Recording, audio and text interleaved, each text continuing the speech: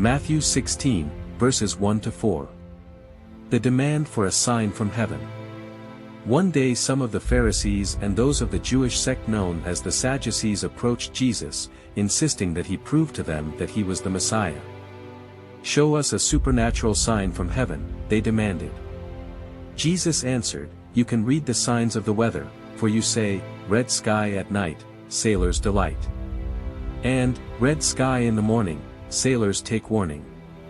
You're so adept at forecasting the weather by looking at the sky, but you're absolutely clueless in reading the obvious signs of the times. A wicked and wayward generation always asks for signs, but the only sign I provide for you will be the sign of Jonah the prophet." Then he turned away and left them. Matthew 16, verses 5-12. The hypocrisy of the Pharisees and Sadducees.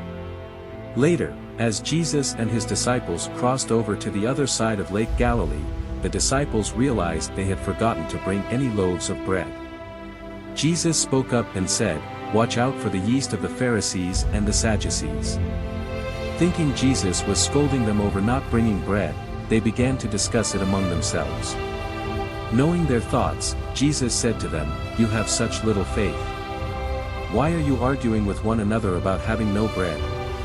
Are you so slow to understand? Have you forgotten the miracle of feeding the 5,000 families and how each of you ended up with a basket full of fragments? And how 7 loaves of bread fed 4,000 families with baskets left over? Don't you understand? I'm not talking about bread, but I'm warning you to avoid the yeast of the Pharisees and the Sadducees." Then finally they realized he wasn't talking about yeast found in bread, but the error of the teachings of the Pharisees and the Sadducees. Matthew 16, verses 13-20. Peter's revelation of Christ. When Jesus came to Caesarea Philippi, he asked his disciples this question, "What are the people saying about me, the Son of Man? Who do they believe I am?"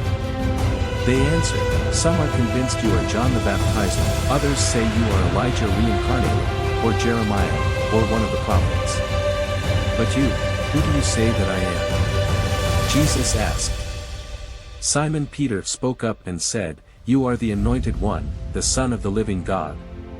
Jesus replied, "You are favored and privileged Simeon, son of Jonah.